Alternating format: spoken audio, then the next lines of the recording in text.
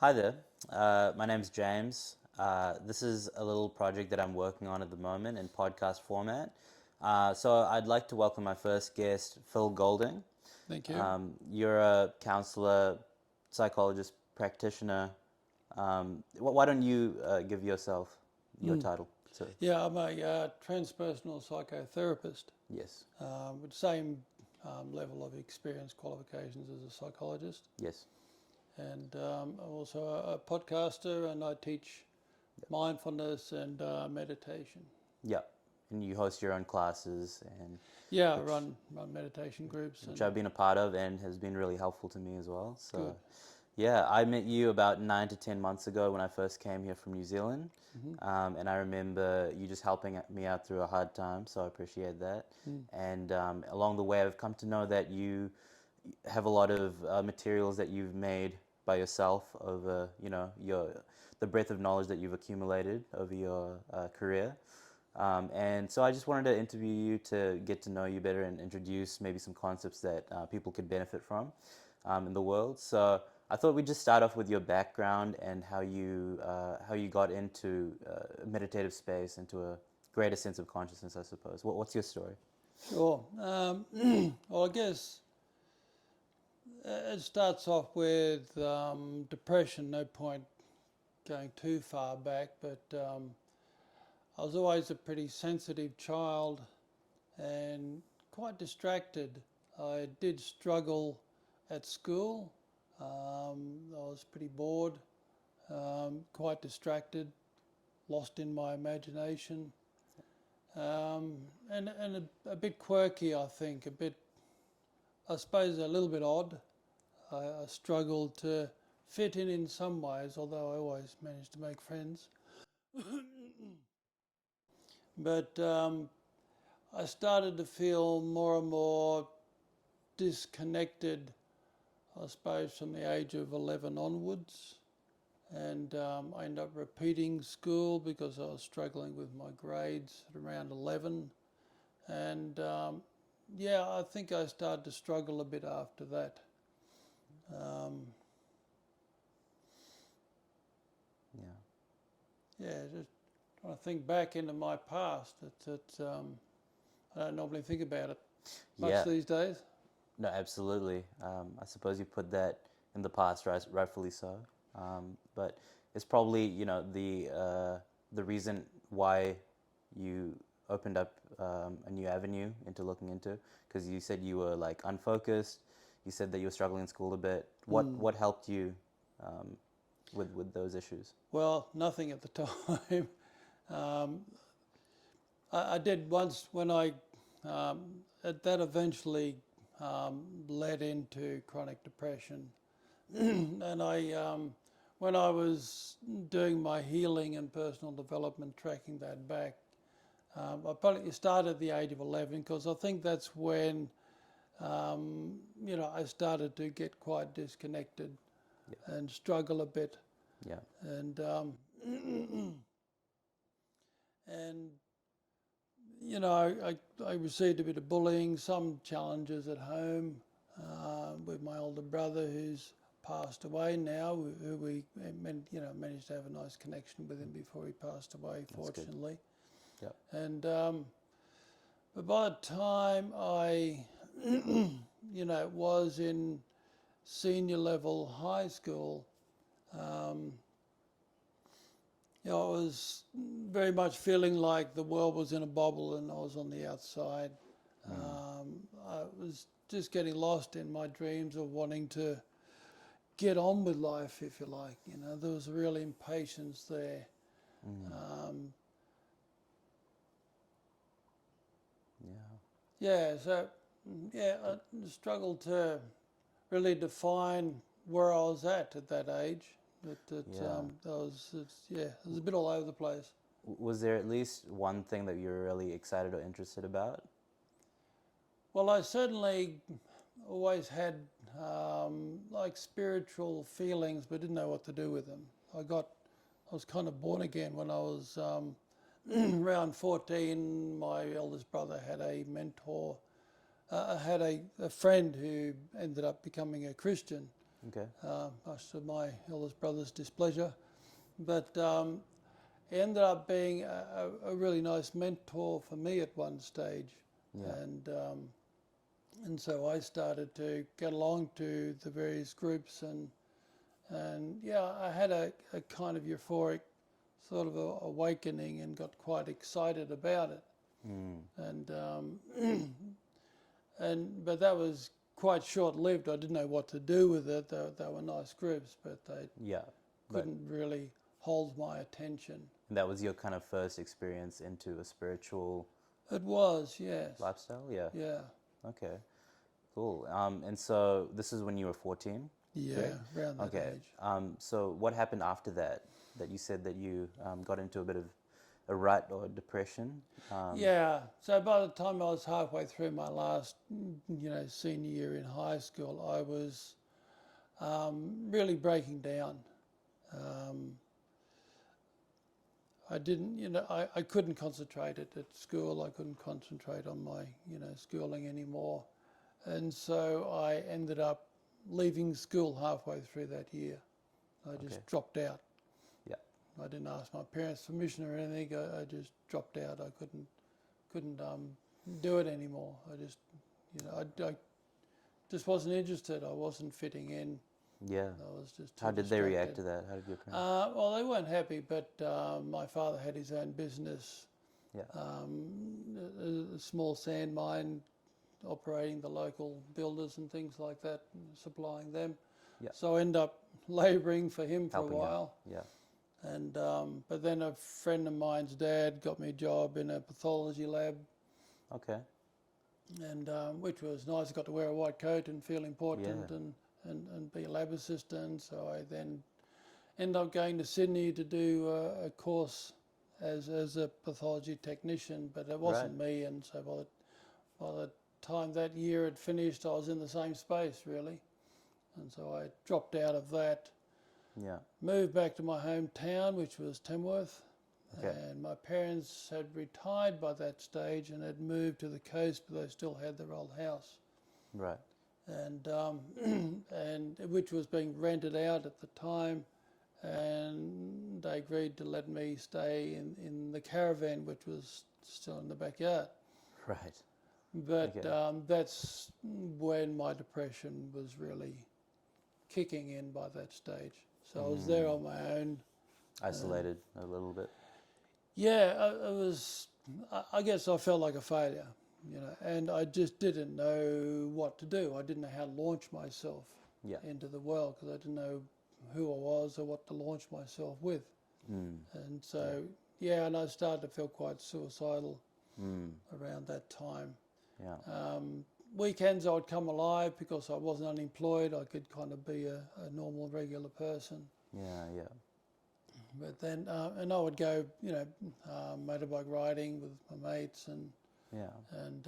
which ended up pulling me out of that situation because I ended up having a motorbike accident and had a head-on with a car on a dirt road, Wow. and my foot was between the car and the bike, Oh. and No. so that pulled me out of being unemployed and being, Yeah. recovering and waiting for an operation to sort my foot out a bit. So that even heightened the level of isolation a bit. Yeah. Yeah. Yeah. Well, no, actually, no, because it pulled me out of being a failure. I was recovering, you know what I mean? So it gave me something different to do. Oh, I see. And I ended up moving back to my parents' place, Okay. and or to my parents' new place, or old place, because they built a long time ago. It was their holiday home, Right. and so on the coast.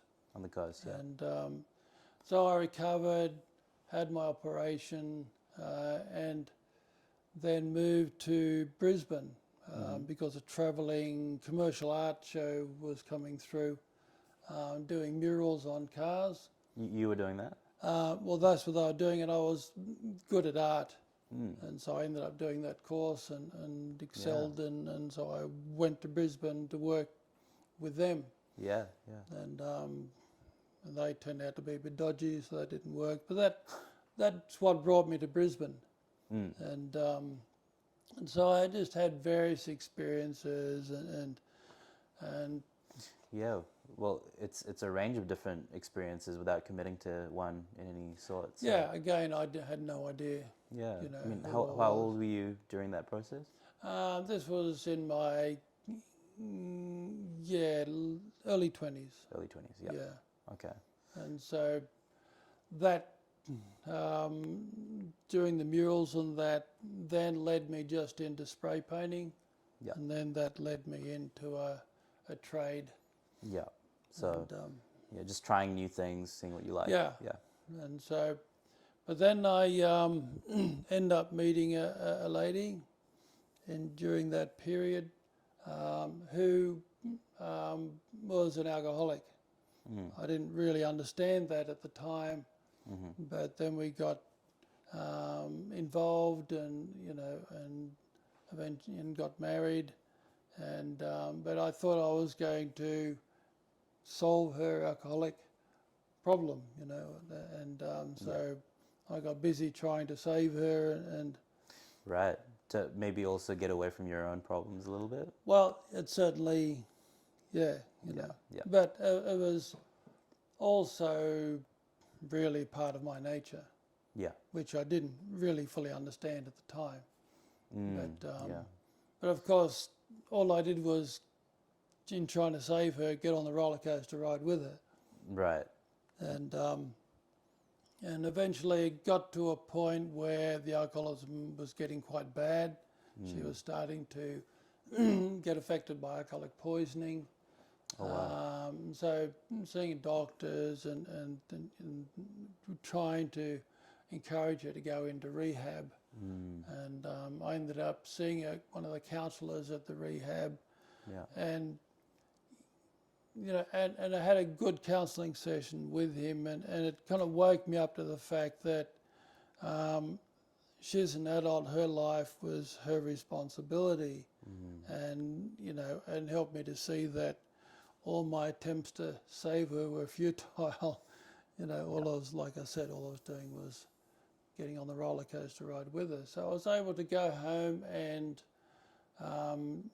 just gently give her life back to her without dumping a guilt trip, without trying to manipulate or control. I just gave it all back, and that, in a sense, like I was not enabling anymore. I wasn't, Yeah. because the more you try to get in and control and save, you end up, getting blamed, but the dependent person ends up relying on that, Yeah. That's right. That's and so my handing her life back to her, I think, put the gravity of her situation a bit more into her awareness.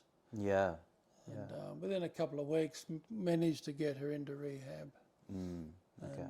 and she got 12-stepped by some AA members there, Yeah.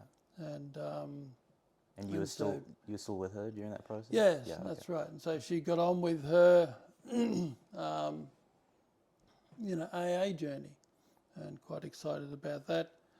But then my depression was still waiting for me, Mm. and and it was quite clear that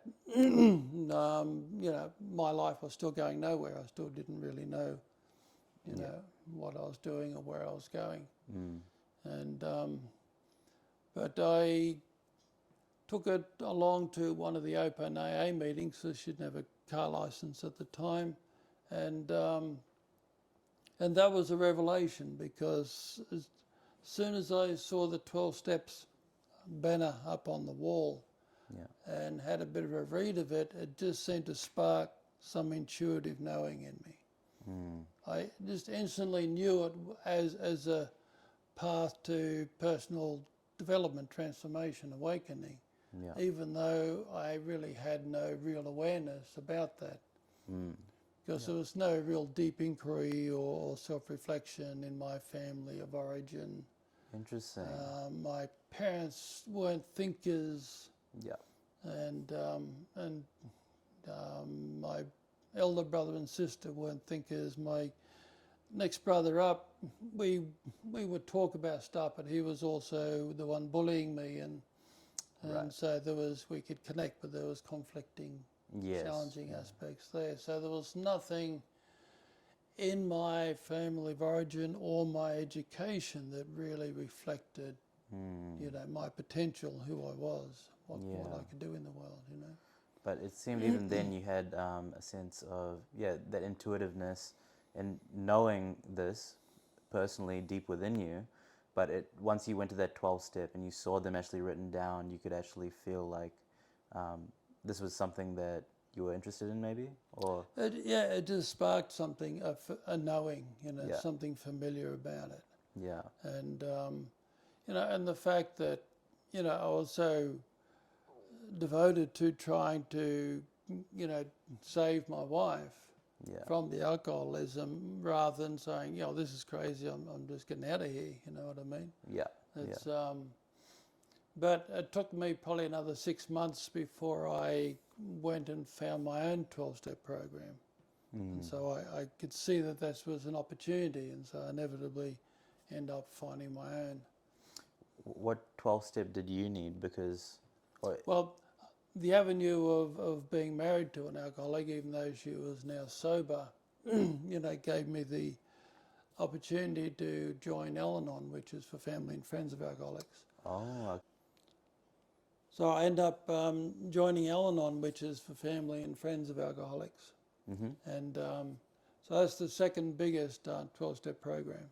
yeah, And so, but I, wasn't there to get my partner sober because she already was, and which is often why people end up in Al-Anon, but they soon discover that we're there to start getting our own life back together yeah, and give the other person's life their life back so they can start yes, taking responsibility for their own stuff.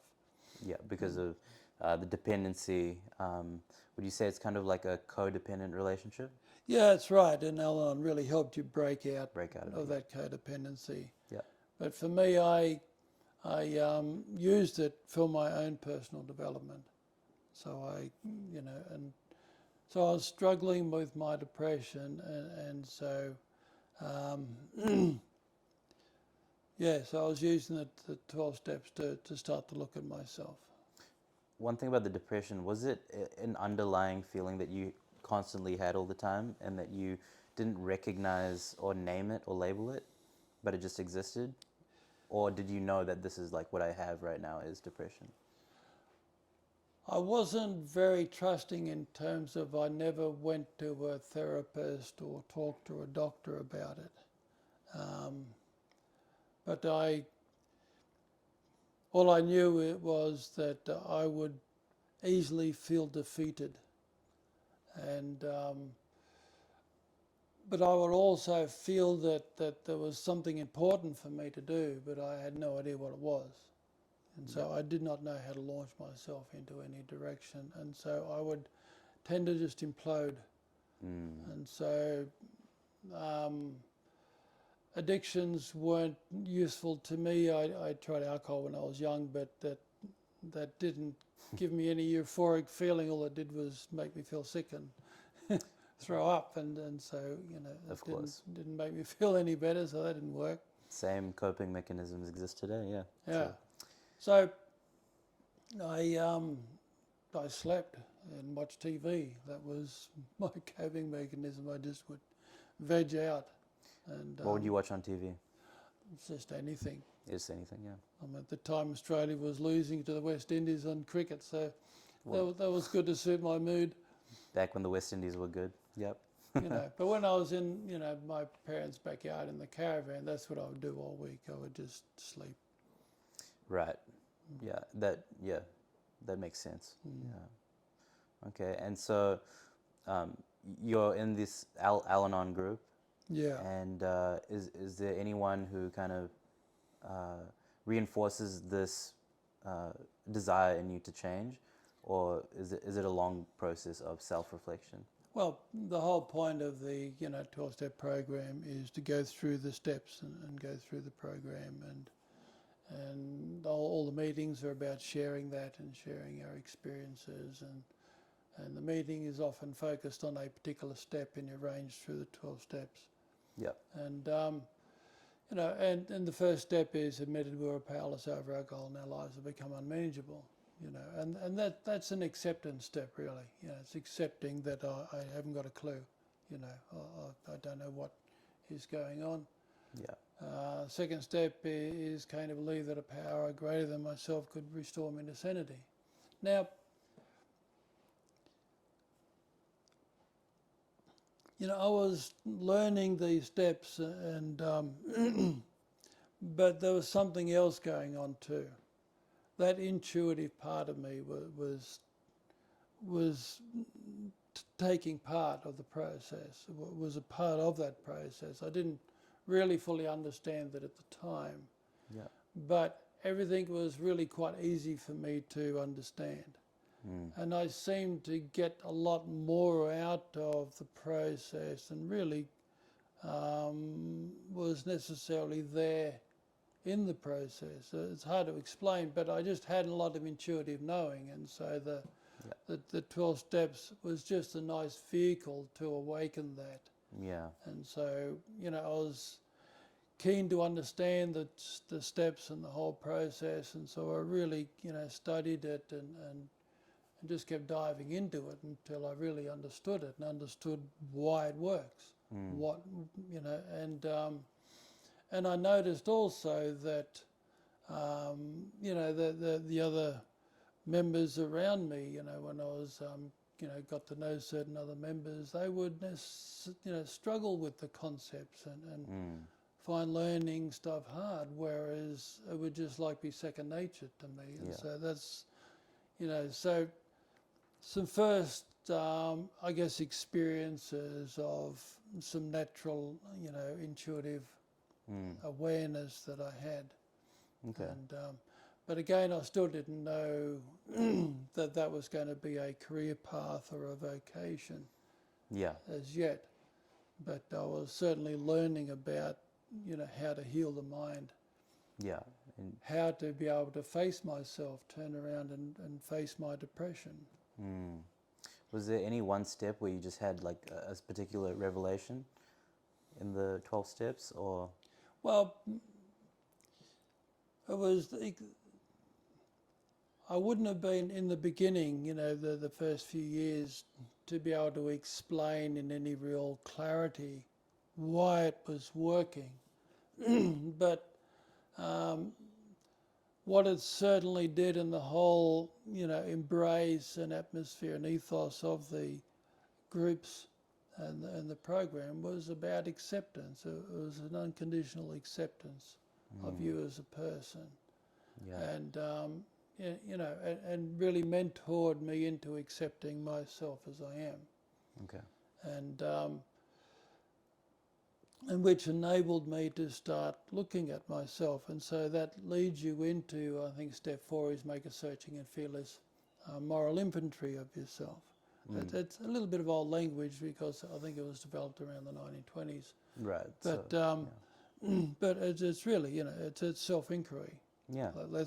And that promotes personal responsibility Yeah. for your own mind, for what your mind is doing to your life. But at the same time, it does that with self-acceptance. And so that enabled me to turn around and start to have a relationship with my own mind, but not be beaten back by all my self-judging, which is ultimately what was causing my depression. I was just corralled in Yeah. by self-judgment, thinking I was a failure in some way. Right. And so I would, looking back, I would, I was a dreamer, so I'd have big dreams about, where I wanted to be in life, but then without even knowing it, turn on myself because I didn't know how to achieve that. This is very common with people today, especially because of social media, seeing so many other people and careers that are out there. The influx of the range of opportunities is too overwhelming, and you feel like you could be doing something that other people can be doing, but you don't know how to do it, and you can't give yourself any agency. just being overwhelmed. So I Yeah, understand what you mean. Yeah, yeah, yeah, indeed. Well, this was before social media yeah. existed, but computers only came into being when I was going into university, actually. Very And recent. Yeah. so I'm 63 now. So, but nevertheless, you know, all the social pressures were there and pressures to succeed and so on. But, you know, the fact that I would get caught in this loop where, you know, I'd think about launching myself and then it was like, you know, I thought my bus had left and I'd missed it, you know, but why? Why? That really wasn't, you know, there was challenges in my family of origin, but I didn't really fully explain Mm. why that depression was there, but I didn't really understand at the time. But you know, working on myself, working on my relationship with myself, and learning how to be my own best friend. You know, this was going, you know, making big strides in learning to free me up and you know, get me functioning again. Yeah. Okay. So, in total, how long were you in the Al-Anon program for? I was there for about 10 or so years. Wow. Yeah. Okay. And when was it when you came to realization that you wanted to pursue transpersonal psychology? What are the steps in between that Yeah. and then getting to Yeah, the... that was, you know, probably after around that 10-year mark. But what I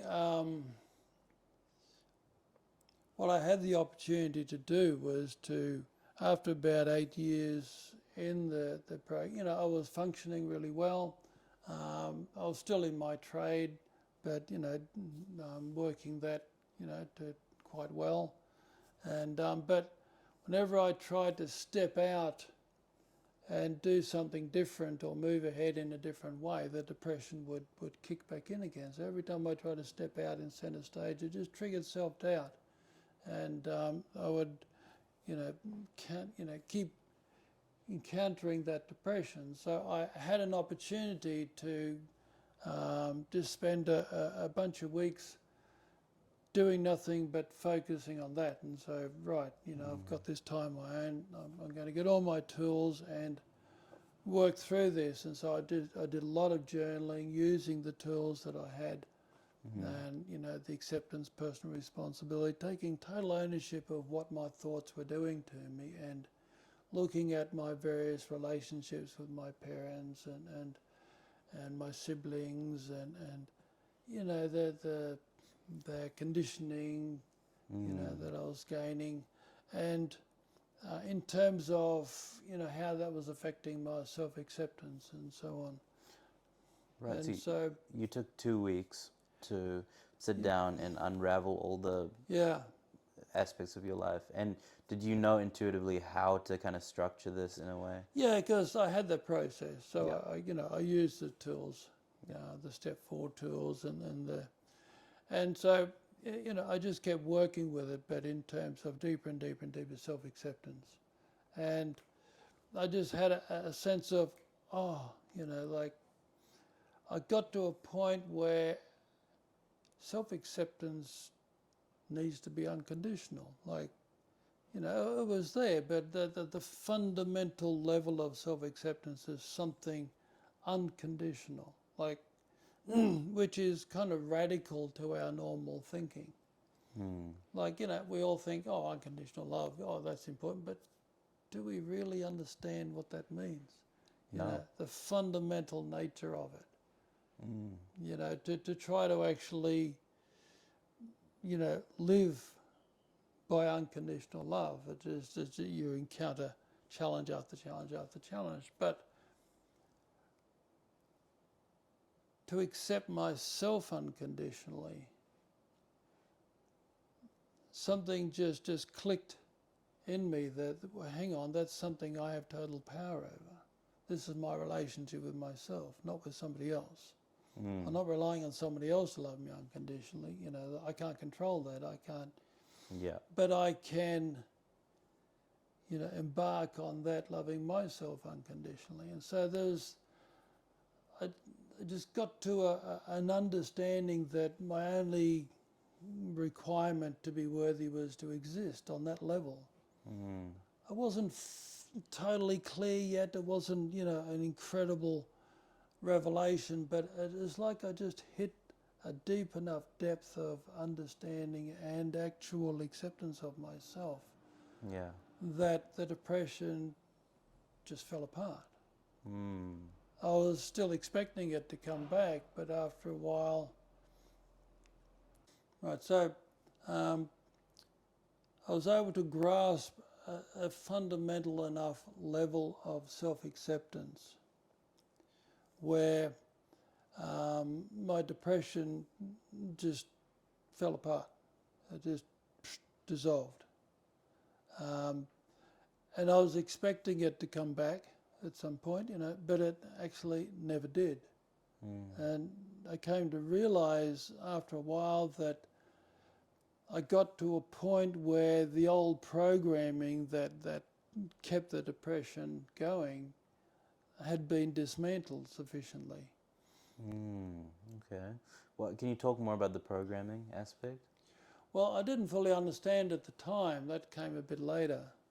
But because so much of it was unconscious, that the self-condemnation, the self-judging was so underneath my consciousness that I really wasn't fully, aware of the mechanisms behind it. All I knew is I wasn't accepting myself, and Yeah. and so once I got down to a depth of self-acceptance, there was it just prevented that old program from functioning anymore. Mm. I would have the same challenges and the same emotions would come up, Yeah. but when the thought would come up to judge myself or condemn myself, there'd be nothing reinforcing it anymore. I wasn't identifying with those thoughts anymore. You took the power away from it. Yeah, because my identity now was accepting myself unconditionally.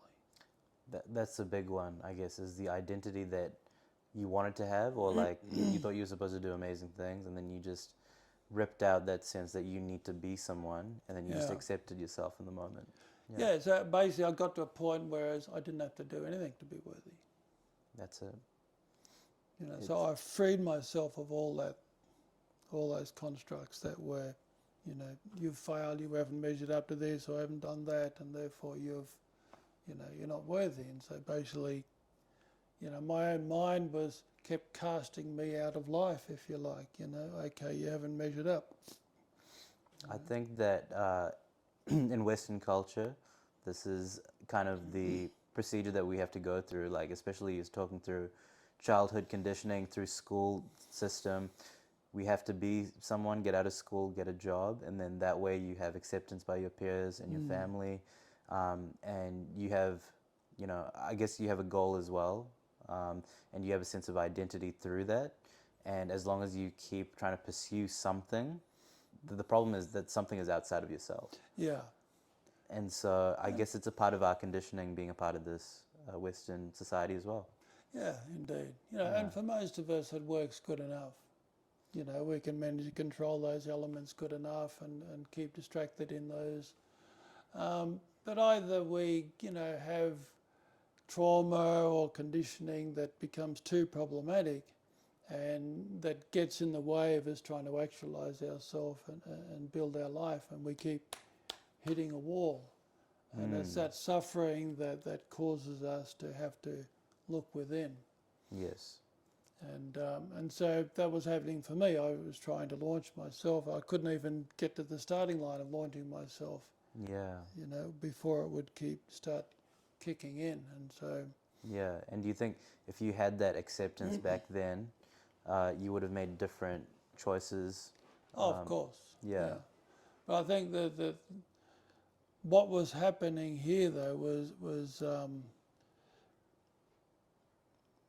my own desire to know how it works, my own desire to develop myself, to heal and to grow,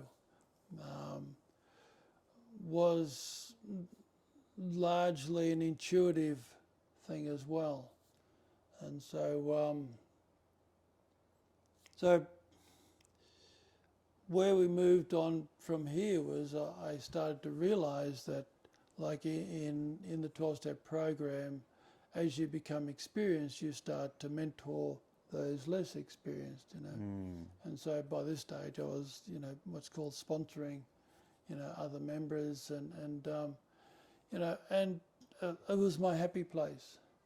Yeah. You know, and it was a natural thing for me, and I could see that, you know, I could reach people, and I really enjoyed this, and yeah, it got to a point where I realised, you know, counselling, you know, could be a useful avenue to go down, and Absolutely. so then that took me into an actual, you know, learning and an inquiry avenue into psychology, Yeah.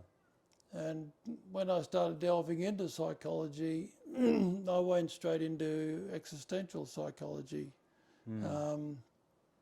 Again, from that intuitive perspective, they don't teach existential psychology much at university because it's a very experiential. What do you mean by existential psychology? Okay, existential psychology is like the likes of Viktor Frankl, who, Man's search for meaning. yeah, a man's search for meaning, who started his, you know, self-inquiry journey in a German concentration camp as a Jew, Yeah. and but he noticed that those who accepted life and didn't see themselves as a victim, but accepted the circumstance in the present moment and did their best to work with it, fared much better than those who were fighting against their conditions and seeing themselves as a victim and hating the abuser, and so all of that would be bringing them down and affect their health, and so we just noticed that you know, that level, you know, that radical level of acceptance enabled a far greater resilience. Yeah. And so existential psychology is very much about accepting the reality of life, not arguing with it, not fighting with it, but flowing with it. So it faces death, it faces anything that is going to cause you fear or anxiety or insecurity. You turn around and you face it. Okay. So, just as a kind of side topic is, if you're supposed to accept your situation as it is, and you have a goal, and you know that you're not, you know, very functional or productive as you are as yourself, Yeah. how do you make that step-by-step process to getting to your goal? Is it actually inquiring yourself and seeing if the goal is realistic or if it's actually what you want? Or it's also accepting the fact that you're getting in your own way of the goal. So this is back to accepting yourself. Yeah. And part of my accepting myself is I had to accept that I kept suffering depression. And so instead of trying to get away from the depression, which the 12-step program, you know, was a great gift for me, because instead of trying to get away from it, it enabled me to turn around and start getting into it. You know, the fact when we try to get away from the depression, take pills to try to fix it, and, you know, we're in a sense afraid of the depression. We're afraid of the, you know, we're afraid of our own mind, if you like. Yeah. So we're in conflict with it in the way we are giving that malady power. Yeah. So instead I was able to face it, accept it, not judge myself because I had depression, but to really go in like a scientist with a clipboard and go, well, isn't that interesting? Let's see what's going on here. You know what I mean? And as you opened, as you would say, Pandora's box, Yeah. then you found that the depression didn't have any grounds to stand on. It just disintegrated. Well, once I got to a depth level of self-acceptance. Yeah, because when the old program came up, the new program of unconditional, that radical level of self-acceptance came up with it and just neutralized it. So this is the power of acceptance.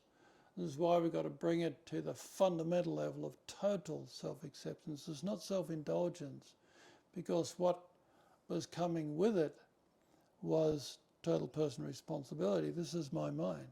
And I'm the parent of my mind. As an adult, the mind belongs to me.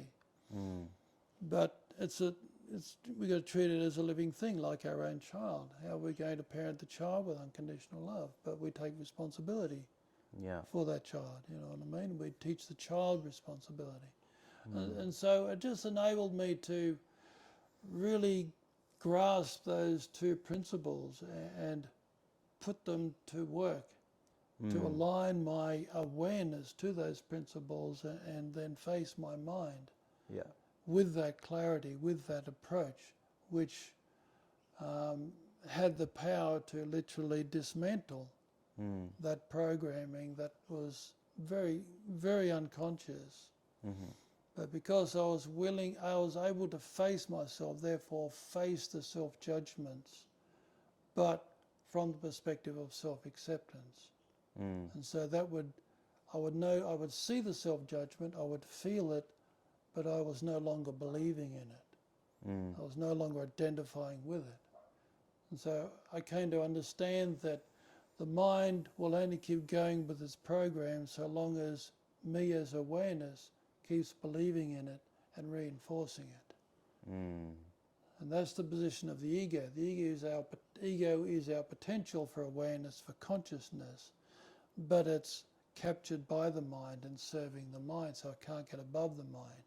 Right. That's why the ego gets a bad name. And so the ego is identifying with those programming, with that conditioning, with that blind conditioning, you see. But, and it is blind. Yeah, the ego is blind. Yeah. Yeah. But see, once we take the position of total self-acceptance and total personal responsibility, that is the very opposite to everything in my mind that's causing me to suffer. So I suddenly wake my awareness up, my ability to observe myself. This now part of myself is in a different position to my conditioned mind, which enables us to be in a different perspective to observe ourselves from. Yeah, that's beautiful. Yeah, and we'll get back into that. But so you were saying you went to university and you were studying existential psychology. No, I was just studying normal psychology. They don't, because existential psychology can only really be understood by living it. Right. You know, by facing death, if you like, and surrendering to it. Yeah. It's not a give up. It's to stop fighting reality. And it's an ego death process. And so, you know, you can't intellectualize your way through that. It's a letting go. You have to confront it. Yeah. It's simply looking at reality, pointless arguing with reality, let go to reality. It's a struggle to even talk about, you know. Your construction of reality. It's about letting go, Yeah.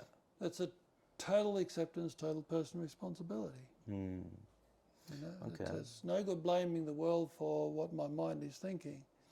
Yes. You know, once we're an adult, it's understanding once we're an adult, the world doesn't make us think.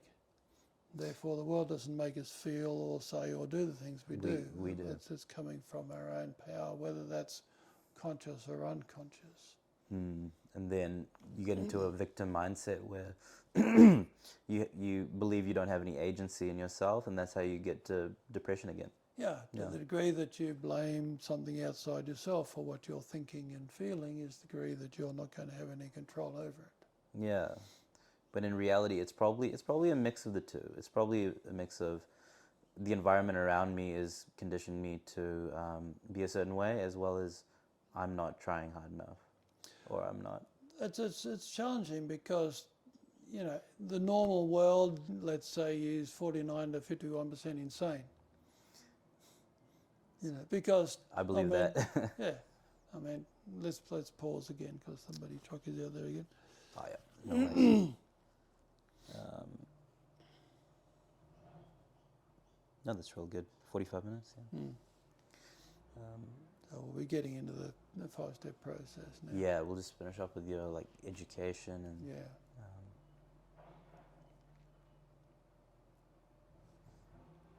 it doesn't normally come this time. The bins, I'm pretty sure. It does for the recycle, but the other one, he normally comes early in the morning. Right.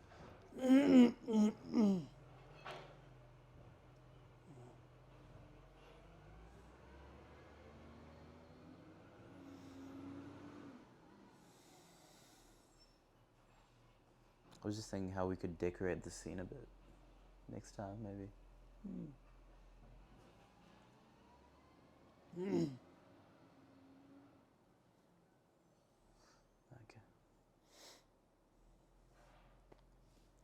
Right. Good. I forgot what I was talking about. We were talking about taking away agency from yourself. Oh, yes, that's right. Yeah. Victim. Yeah. Yeah. Anyway, we're talking about the education as well. Yeah. So therefore, I mean, they don't really teach existentialism that much at university because you've got to live it. It's a process of letting go. Letting go of, futile control. Yeah. Okay, but and so, I was learning psychology. I ended up learning. My first stint at university, I was doing psychology. I got in at a country university. I didn't have a big range of subjects. I was doing a Bachelor of Arts, so I wanted to get a wider range of subjects. So after the first year, and I did pretty well, Yeah. I bridged back to Brisbane to one of the major universities and doing psychology there. But then I hit a wall because the psychology of that university was very dry, very research-based, and I'm more feeling-based and intuitive-based, and so there I had to be excited about statistics and it just wasn't. Why do you think they structure it that way? It was just more research orientated, and so and it didn't facilitate my stream of psychology, which was more humanistic and more existential. Yeah. So, but I ended up cutting that down to a single major, the psychology, and dived into the comparative religion department, which is not theology, but it's exploring spirituality and religion in all different ways. So I could study Buddhism, Hinduism, and mysticism, and Jung and Freud, And why did you take that path? I was just interested in more depth, more meaning, and depth psychology is one of the terms for it. Yeah. And more of a spiritual, more of what are the terms? But just more in depth, more experiential kind of psychology. Yeah. Yeah. And so, and really it was transpersonal psychology for me. It was an opportunity to keep exploring psychology through those particular streams, but from a spiritual and consciousness perspective. Yeah. And so it gave you that balance. Yeah, and so therefore I didn't come out as a fully qualified psychologist, but I came out with a lot of tools but I'd already knew how to heal my mind before I even started, because I'd already done yourself that healing, which was very useful because it helped me to get the most out of it, but also helped me understand that mainstream psychology was still working on the surface of things so much, which made it so much more complicated. But if you just go into the depth and get to those two principles of total acceptance, total personal responsibility, that would be tweaking it right down at the fundamental causes of things. All of this stuff would start getting taken care of by the shifts that would occur down at this level. I mean, you wouldn't have meditation sessions at university, would you? No, and there's no self-inquiry either. You can go through mainstream university, through undergraduate, master's, doctorate, never have to look at yourself. Well, that's the thing. You're playing for a status game as well at the same time. I guess so. For those who pursue that. I It guess. is. It's yeah. It's become a bit like a religious doctrine in some ways, into the conservative aspect of it. But but at the same time, mainstream science is important. It's Yeah. grounding, and it's important to understand and learn the scientific method. Mm. Yeah. Empiricism and things like that. You got to get your feet on the ground. Mm. You got to be able to see things clearly. Yes. But Yeah. at the same time, it put into a box, and I wouldn't look outside that box. Mm. And your own personal path really isn't included in it. Yeah. And in transpersonal psychology, your own personal path is very much central Mm-hmm. to that. If you can't evolve yourself, then Yeah. and so that ability to face yourself and to break down your own ego and awaken that Yeah. into awareness, I Absolutely. think it is very important. I mean, to me, that's where I've learned most of my experience and Mm. knowledge. And Yeah. the university was frameworks and Mm. ways to articulate things. It's yeah, speaking to the intellect, but not the emotional intelligence, I suppose. Yeah. Well, when it comes to the real deeper alchemy of things, Yeah. you only learn that by the initiation of facing your own fears, insecurities, Mm. and Okay. breaking through that. Yeah. Your ego's, you got to learn how to die on an ego level, to let go Yeah. of those fears, insecurities, attachments, and aversions. Oh yeah, for sure. So therefore, once I finished that stint of university, I was ready to start counselling, but I wanted something spurred me on to want to develop my own process or define um, the active process that enabled me to heal. Yeah. And so that's when I sat down on my computer and started to define the essential process that I understood. Mm. And break it down. Yeah. Yeah. Okay. And then from there, yeah, how did you specifically get into transpersonal psychology? Is there a pathway for that, or? Um, in Australia, there's no real university level transpersonal psychology degrees. It's more a case of you're approaching psychology from a more spiritual perspective, a consciousness transformational perspective, an understanding also that we're all on a path of evolution of our own consciousness. Yeah. And so we're not just here to live, consume and die. We're here to evolve, Mm. to learn, to grow. Yeah. And that doesn't stop just because you're an adult. That consciousness growth And doesn't stop. And it's learning the mechanisms of how to make that happen. and are there specific tools that differ from transpersonal to than regular mainstream psychology? It uses all the same, it can encapsulate all that's in mainstream psychology, but yeah, it goes deeper. Mm. And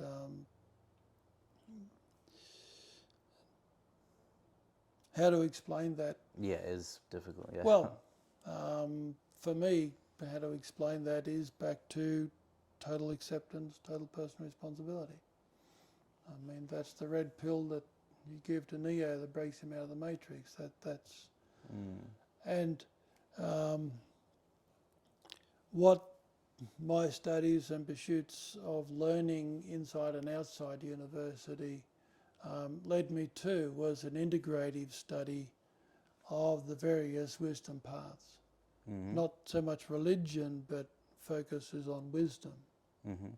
And so studying that from Hinduism, Buddhism, the Jewish Kabbalah, which is the wisdom aspect of it, the Sufism, which is the wisdom aspect of the Muslim traditions. Well, it makes sense to take wisdom from ancient people, the way they lived, and if it survived this long into our society, I think it deserves to be studied as well. Yeah, but the wisdom path is meaning wisdom, meaning personal transformation. That how each culture was able to define the keys that unlocked our Right. potential to evolve. And you saw all the patterns that existed And within there are, those, and and many other people have been doing that integrative study, and of course they were coming up with the fact that everyone was saying the same thing. Once you understood the symbolism and the cultural, language and so on. yeah, At the end of the day, what works works. It's a physics. that's right. Yeah. And lo and behold, total acceptance, total personal responsibility just kept coming up. Yeah. And I've never found those principles contradicted. No. They are universal. Mm. Yeah. No, that's very important. And um, how many years of counseling did you do after graduating? It's been about 25 years 25 now years. Yeah. from counselling. Yeah. Well, that's brilliant. And Yeah. if you want to talk a bit about your book that you have and how Yeah. that came into being. Well, let's track back a little bit, because when I sat down to define that process, that the 5 steps pretty well come out straight away. Mm. And so my intuition and the all that I've been learning, just seemed to come out in that simple process that I'm still using today.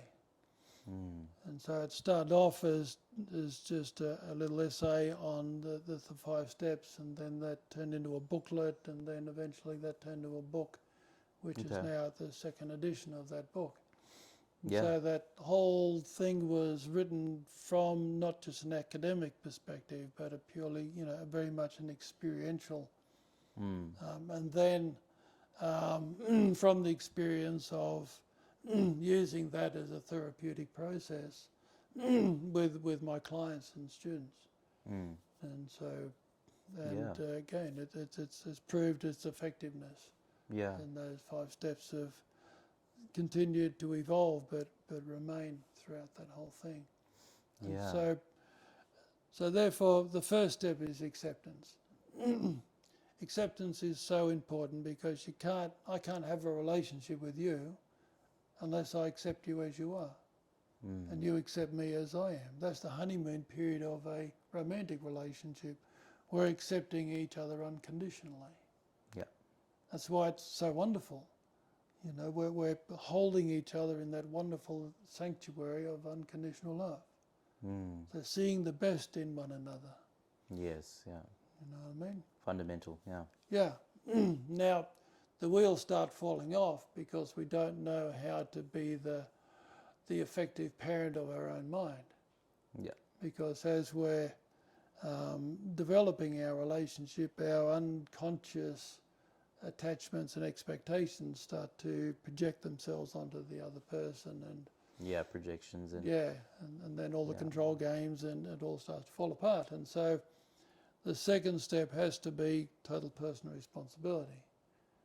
As an adult, my mind belongs to me. And we need to have like a ceremony, and many cultures have, in many ways, of coming of age ceremony. But that coming of age really needs to understand that, okay, young man or young woman, you are now an adult.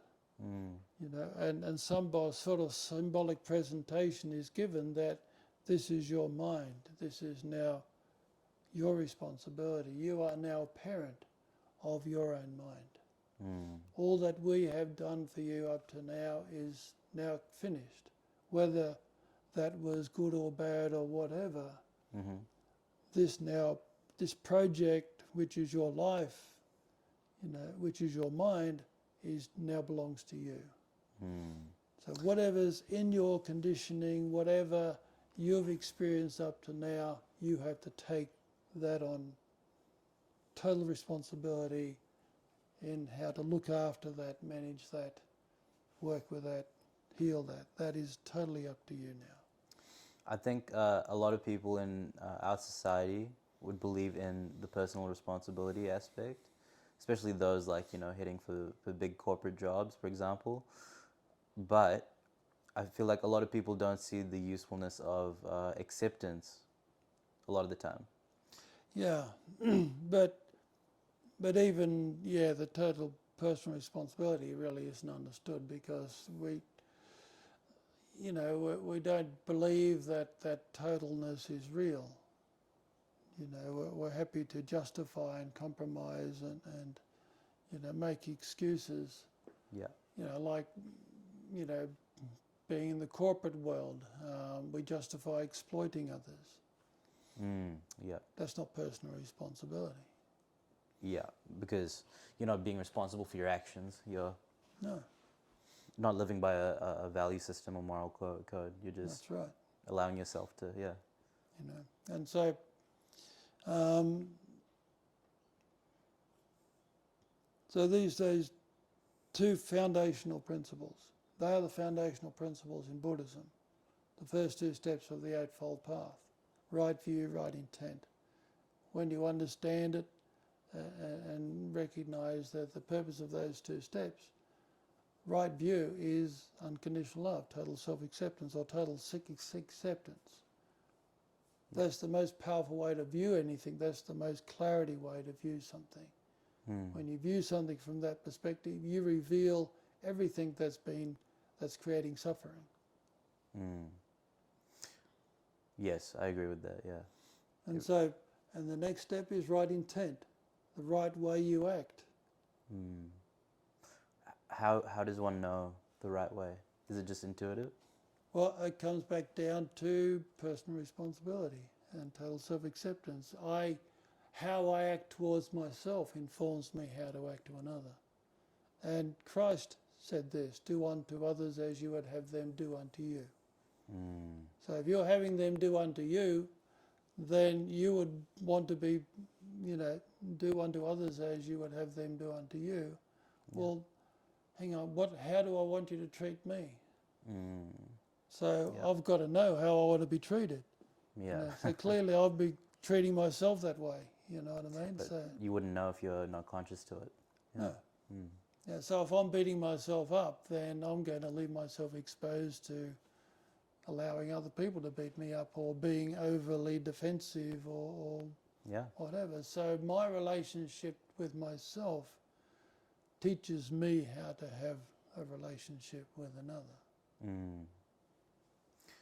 And it's only until you experience maybe some conflict or backlash where you can reflect on, maybe I'm actually not treating myself well enough, and this is the reason other people aren't treating me well as well.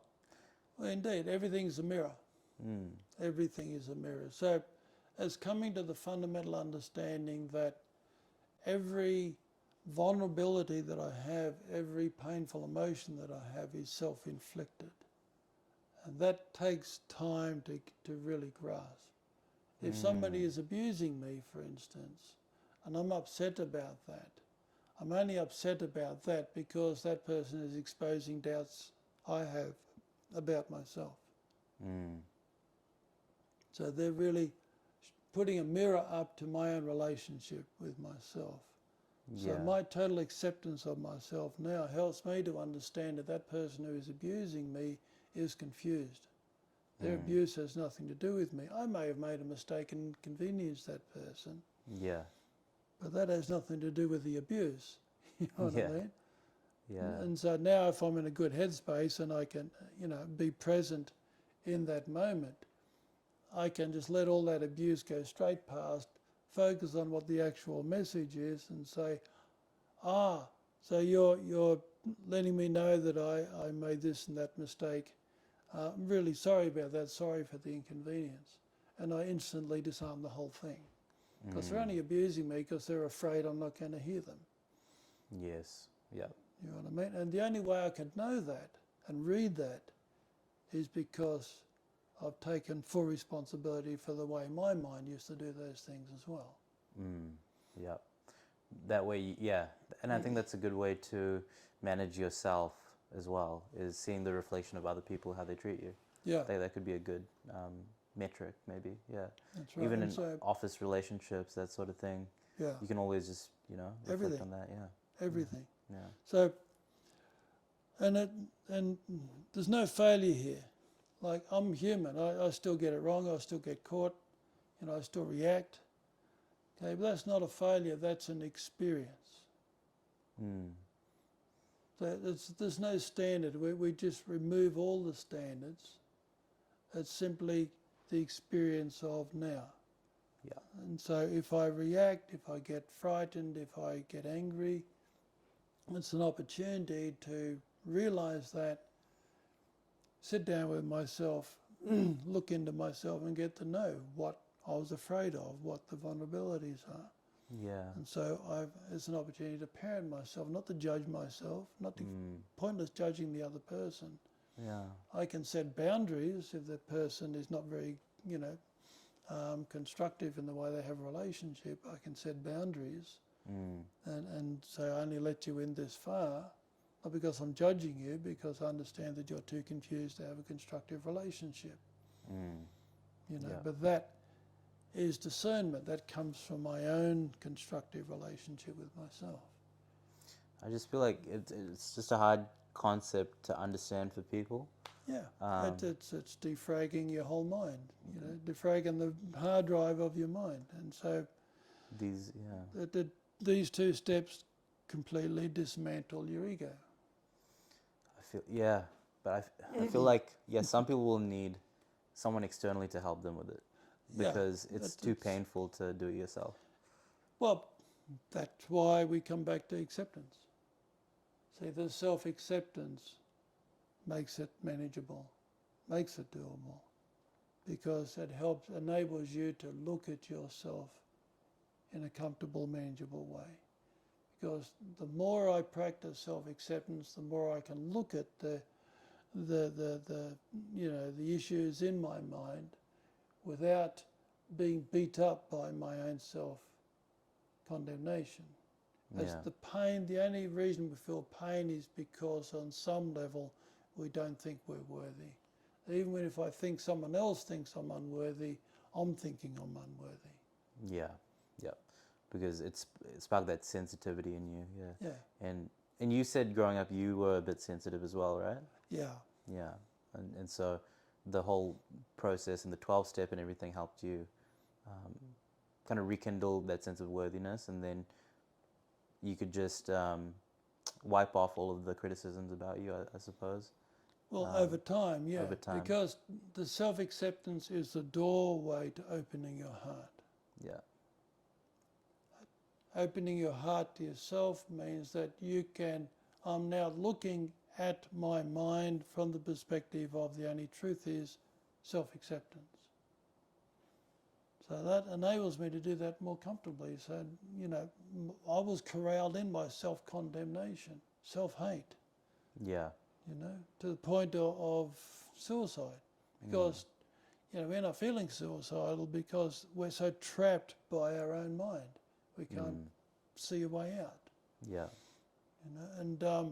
But I could start to find a way in because I had the light of self-acceptance, which was no longer siding with all that self-condemnation.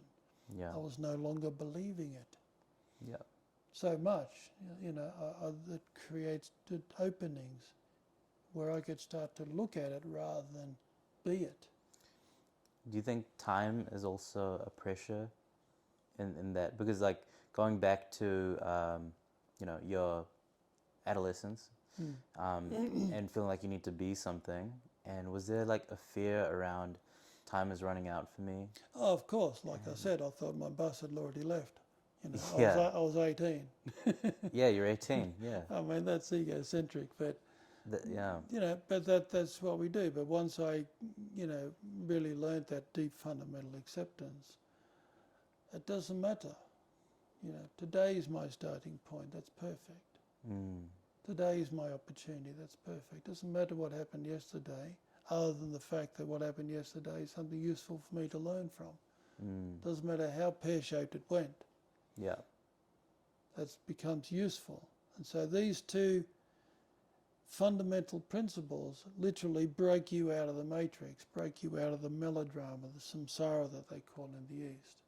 Yeah. It enables you to take full command of your mind. There's no perfection in it. There's not about, oh, I haven't got it right yet. There's no such thing. It's about, I have a go every day. Yeah. And then I accept that experience and I learn from that experience, which gives me some more awareness and insight, which I take into the next moment. And then I have another experience and I learn from that. And therefore, everything in life is now my teacher. Doesn't matter what shit life throws at you, let's say, it's now fertilizer for my awareness because I embrace it with these two steps and learn from it. I continually evolve. I can't be defeated now. I can't stop evolving. Yeah. So that's the first two steps. They're the fundamental foundational steps of any wisdom path.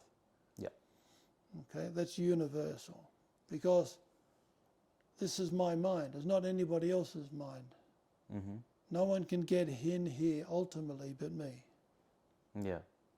Okay, and so, but the only way to heal a mind is with love. So, steps 1 and 2, total self-acceptance or acceptance. Because acceptance also is teaching me how to have a relationship with life around me. Okay. Okay. So, but we won't go there yet because that's a bit broader. Yeah. Yeah. Okay. But so the third step is putting steps 1 and 2 into action in my relationship with myself. So the third step is let go and tune in. What am I letting go of? Judgment.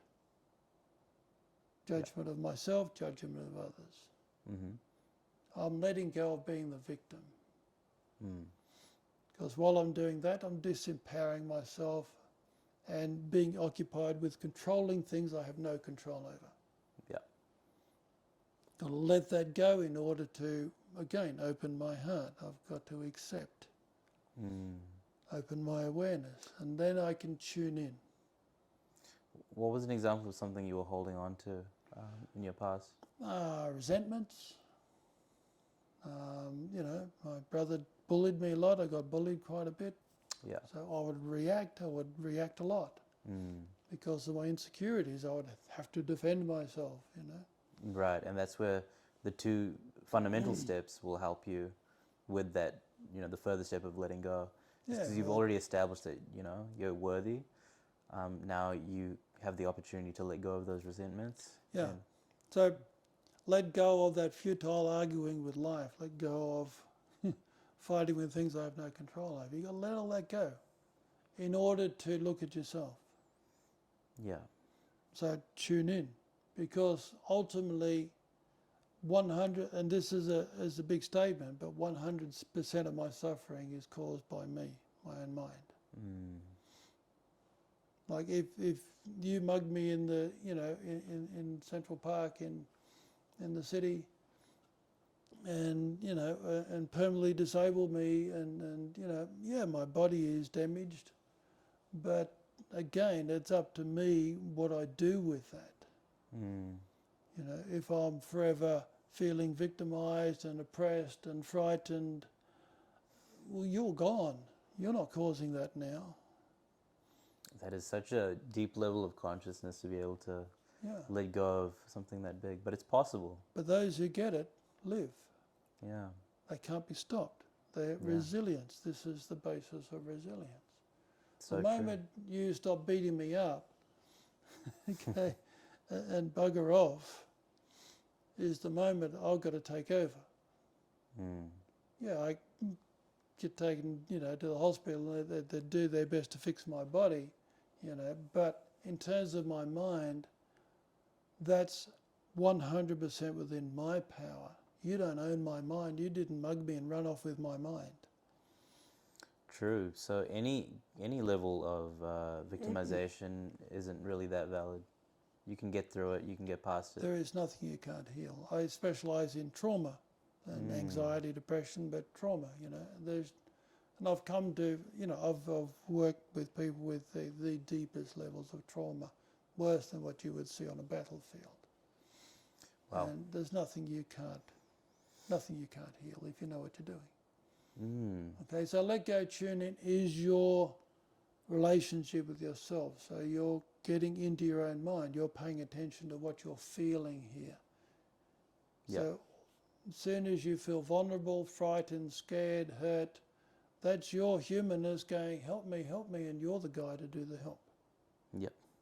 Okay, and so it's learning to feel, and that self-acceptance enables us to be able to sit with those scary emotions without getting re-traumatized by them. Yeah. Okay, so let go, tune in is when we are being the parent to our own self. Yeah. Okay, so that's our healing process, putting steps 1 and 2 into practice in our relationship with ourselves. So step 4 is live in the now. That is talking about creating, conscious creating. It's the conscious creating step. When can you act? What do you mean? When can you act? Anytime you choose to. No. When can you act? When can you act? Actually act. When you. Sorry, I don't know what you're trying to ask. Well, when can you talk to me? When I feel like talking to you. No. What do you mean? That's a tricky question. Yeah. The answer is now. Now, okay. You can't talk to me yesterday or tomorrow. You can't talk to me 1 second ago or 1 second ahead. Right.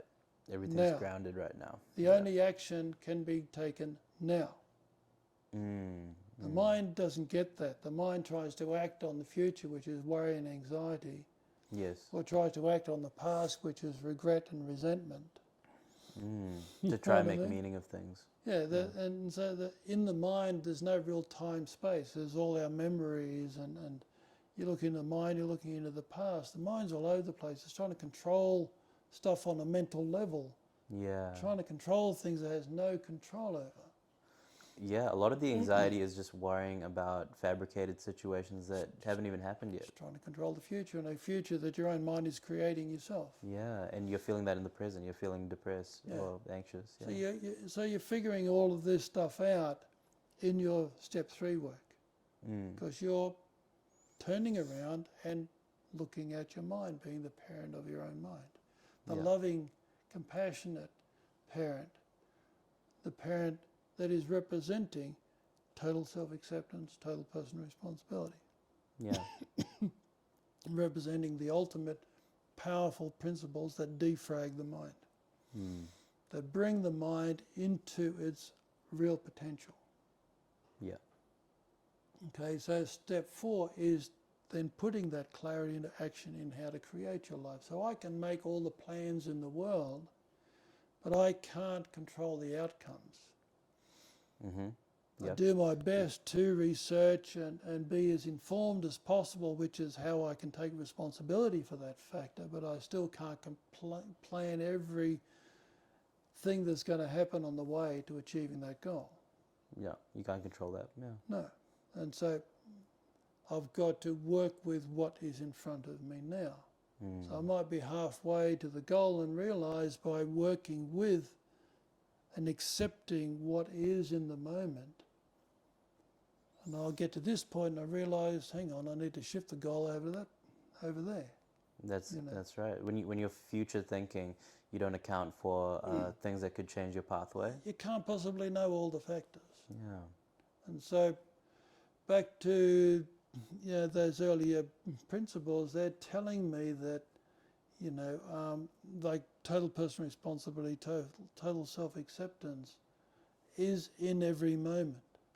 And so if I'm fixated on a particular goal and it has to work out that way, I'm fixated on that because my self-worth and self-image, my ego is dependent on that to prop all of that up.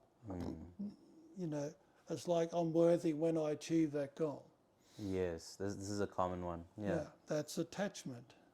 It's attachment to an outcome you have no control over. And it's just going to be a recipe for suffering. Right. But the 2 principles, steps 1 and 2, total acceptance, total personal responsibility, means I am already worthy, I've already arrived. I'm achieving this goal simply as an expression of my own potential, which I don't even fully know yet. So I'm exploring my own potential as I'm aiming for that goal. So I'm evolving through the process of aiming for that goal. Okay. So yeah, you're taking small iterative steps, and then by that you're exploring more about yourself as well. Yeah. Yeah, and you're opening up yourself to new possibilities.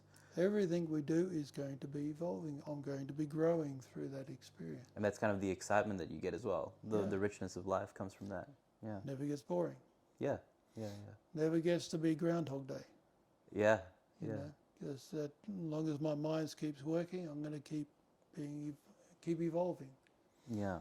You know, And life is going to be an exciting new experience every day in some way. okay. So the main, yeah, like if you'd like to expand on that ego attachment to a goal, like what is the messaging on that specifically? Because there's a Well, you're using that goal to prop up your self-worth, you know, and what you're doing is you're putting your self-worth into something external, like the yes, carrot on the end of the stick, but you never reach the carrot. that's And right. you know, and even if you reach the goal, there's something new your mind is going to attach itself to prop up your worth. It's you know, it never ends. Yeah, the ego isn't satisfied. It's Yeah. never satisfied. That's right, Yeah. because it's like, you know, we're continually filling up something that keeps emptying itself out. Yeah. But once you learn to accept yourself, you know, totally, you're already full. Yeah. That whole dynamic is already solved. I don't have to do anything to be worthy. I exist. The fact that I landed on this planet means I've already got my ticket, I've already arrived, I'm already meant to be here. Yeah. Doesn't matter what experiences I encounter, doesn't matter what my conditioning, doesn't matter what my circumstances.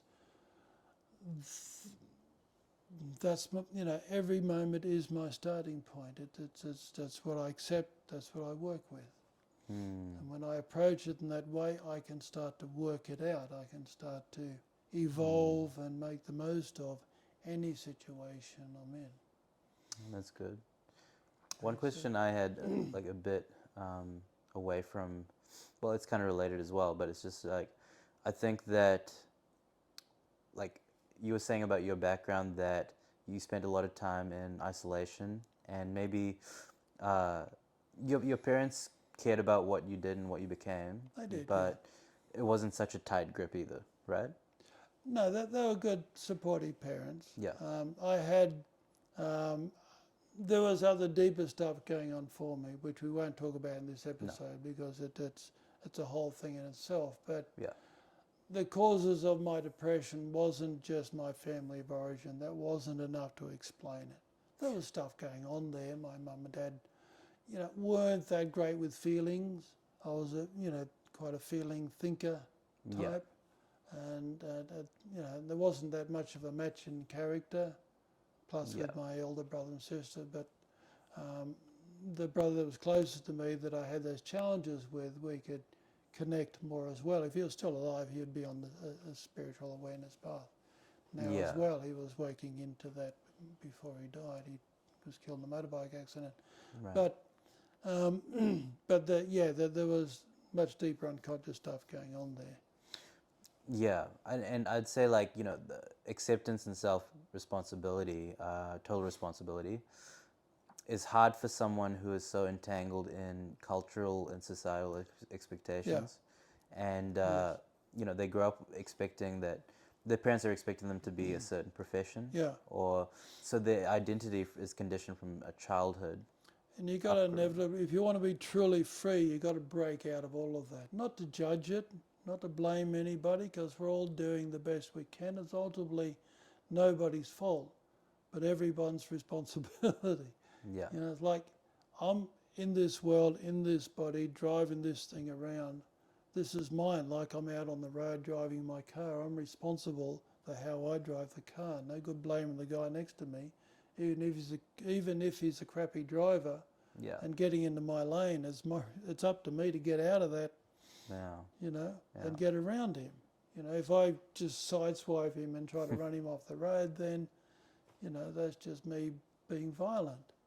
That's a So, tactic some people use as well. Yeah. and so this is my vehicle throughout this life. I've got to take total ownership of it. I've got to wake up to the fact that I'm awareness. As awareness, my body and mind live within me as awareness. Okay, and so this is what these principles wake up, is they initiate me as awareness. That's where I shift my identity to and become the parent to my humanness. Yeah. Okay, so we start to talk about different dimensions of ourself here.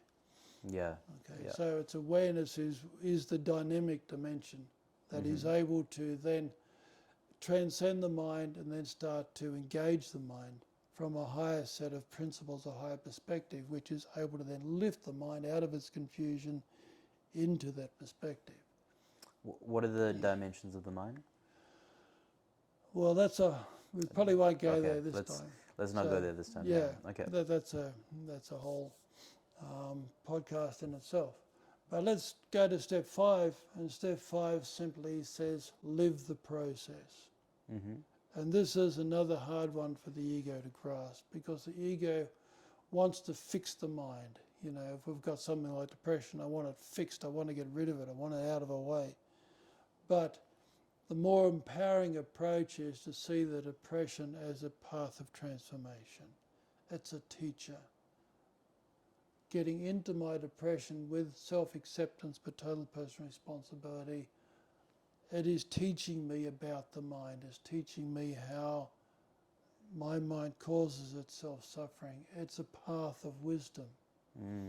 So I open my heart to that experience and I bring it into myself, not to suffer in it, but to get my mind up like a child and sit it with me and get to know why that child is suffering. Yeah. Why that child is confused. But I can only do that if I'm centering myself in a process that can solve that, in a process that enables me to see from a higher perspective. Yeah. And so the total personal responsibility and total self-acceptance, acceptance step 1, responsibility step 2, is the position of ultimate personal empowerment. Acceptance comes from unconditional love. Unconditional love brings everything back together. It is the healing force. And the more what I'm doing when I'm giving myself that, where am I getting that from? When we truly loving ourselves in a responsible way, I'm not talking about self-indulgence, to do this, I don't have to take anything from anybody. Where am I getting this love from? When we're in a romantic relationship, it's, finally I've met Jane and she's got all the love that I'm going to ever want. And Jane's looking at me and saying, oh, Philip, he's got all the love that I ever want. And that doesn't make sense. Yeah. Love is normally seen external. Because it's like, if I haven't got it until Jane comes along, what am I going to give Jane? Yeah. What's Jane going to give me? It's just cancelling each other out. That doesn't make any sense. That's the problem, yeah. But you want to receive so badly that you don't even think about it. Well, we have the illusion of thinking that love comes from outside us. It doesn't. So this is what taking total personal responsibility, love yourself unconditionally, starts waking you up to the fact that you're already plugged into this stuff. Love is life. It's a life force. It's universal consciousness. It's oneness. It's the quantum field of universal consciousness. So it's realizing your unconditional love, not having to earn it or work for it. You just have to realize it. You already are that. Yeah. Look at the Bible. It says that God is the one in whom we live and move and have our being. That's a statement of oneness if I've ever heard it. Yeah. Yeah, absolutely. Yeah. The only two places from your story I could see was in the church talks about unconditional love. Mm. And then when you were in the 12th step as well, they kind of taught you more about unconditional love. But other than that, you don't really hear about this concept in general society. Well, you do in all wisdom paths, because that's the power. That's the power of healing. That's the power to bring everything together. What causes suffering? The disconnection from that. Of not feeling worthy. Worthy of what? Unconditional love. Or worthy of being a part of life, which is the same thing. Life is a oneness. Yeah. Like when we fail, we don't believe we're worthy of. You know, we're casting ourselves out. Or when something calls you a failure, then they're casting you out. They're rejecting you. Yeah. You're getting disconnected. Mm. My constant judgment of myself, which was mostly in my unconscious, didn't even know I was doing it to myself, but that was constantly disconnecting me. That's right. Yeah. You know, when I was, halfway through my last year at high school, like I said, I felt like the world was in a bubble. I was on the outside because I was constantly disconnecting myself. Mm. Yeah, that's so true. I mean, and with the distractions that we have as well externally. Constantly it's telling us to disconnect ourselves, and when we're disconnected, then we try to fill it up with materialism. That's right. You know, and with other people, places and things and identity, and it's just candy. Yeah. You know, and eventually rots our teeth, rots our brain, you know. Yeah. Yeah. And, I mean, we can get away with it all our life. We can stay distracted and... Well, that's what I'm thinking is like, it's a cycle that happens a long period of time for some people. Yeah. Like, I think people can live a certain way, and externally it can seem like they're pretty happy people. But it's like with every story as well. It's just like, oh, this person, decided to end their life, but they seem so happy at the time. It's just like, it's that underlying sense of worthiness that they didn't ever explore in their life.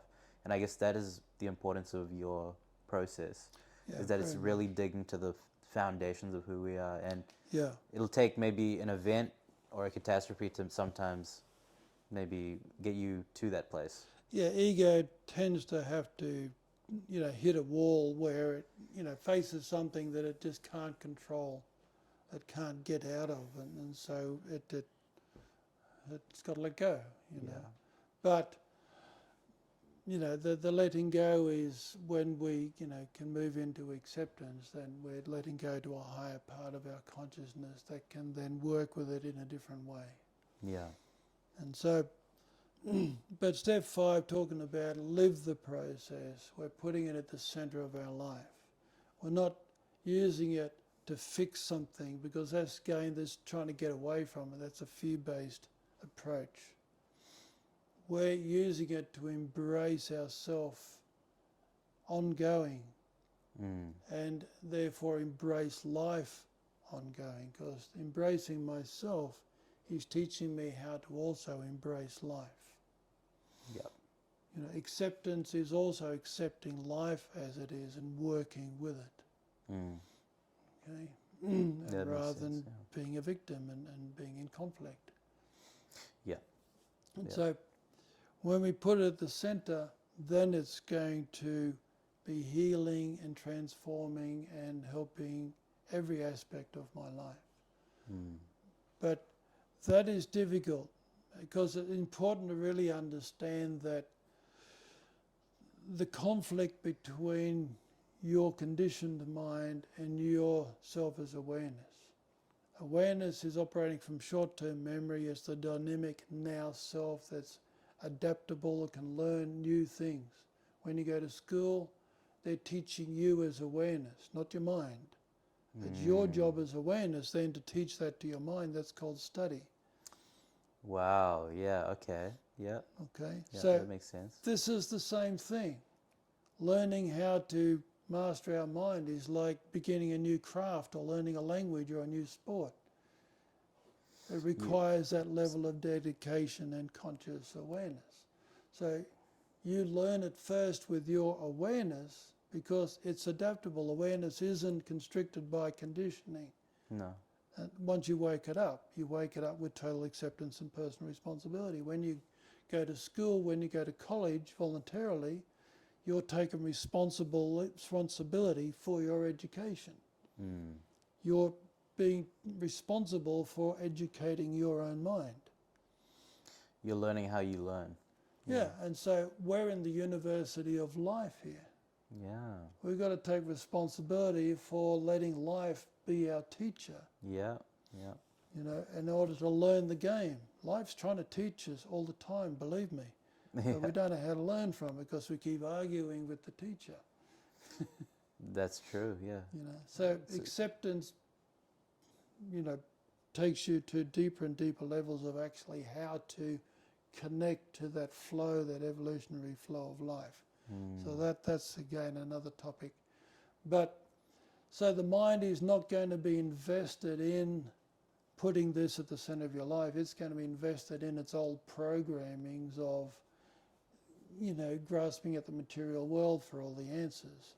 Yeah. And so it's what takes discipline. We've got to build that center, and, you know, it's Take the responsibility. the basis of religion, you know. It's of all that we devote ourselves to it. So we've got to devote ourselves to our process of self-evolution, healing, awakening in the same way. You put it at the center of your life, everything then benefits. Yeah. But your old mind is very deep, very powerful, and it will keep trying to reassert itself because that's how it's designed. It keeps trying to save you because it only knows its conditioning. And so you've got to, you know, train that old dog into new tricks that match your potential. That's it. Yeah. And again, steps 1 and 2, total acceptance, total personal responsibility, is the key into your potential. Yep. That's beautiful. Okay, so that's how it works in simple terms. Yeah. But as you can see, there's endless depth there. Oh, yeah. Because those two principles, those two steps are fundamental. Yeah. You just keep going deeper and deeper and deeper and deeper and deeper with them. Yeah. And yeah, I mean, we could talk about that for a long time. Yeah. And going into depth. And I'm looking forward to going into depth with you more about it in the future. But would you like to just talk about your book for a minute? And, second edition of my book, 5 Steps to Freedom, Path to Inner Harmony. So this is the book here, my 5 Steps to Freedom, Path to Inner Harmony and Personal Growth. It's the second edition. There's about 20 odd years of development in this through my own path and then, you know, working with others for all that time. Yeah. And so, all the that wisdom is you were there talking to about. help you heal and grow, and so it really introduces you to the 5-step process and how to put it into practice in your life. Beautiful. And then there's also my podcasts. I've got 3 podcast series at the moment, a 4th coming very shortly. So the first is Real Healing, Real Awakening. I did that quite some years ago. The latest one is 5 Steps to Freedom. Yep. And then I've got a series of guided meditations, which I'm still adding to, and as well as the 5 Steps to Freedom. I'm just starting a Quest for Healing series as well, so focusing on things like trauma, depression, anxiety, and specific topics like that. More specific topics. Yeah. Yeah, and understanding those things and how to heal them, overcome them. Brilliant. And on top of that, you've got a healing meditation center that you run as well? Yeah, I run meditation, mindfulness groups, Cool. self-awareness groups. You Yeah. can just probably find it on the website, on your website? Yep. Yep. Yeah, but it's all on my website, innerharmony.com.au. Brilliant. Awesome. Well, thank you for all your knowledge, Bill. I appreciate it, and I look forward to talking to you in the future. Thank you, James. All right. Look forward to it as well.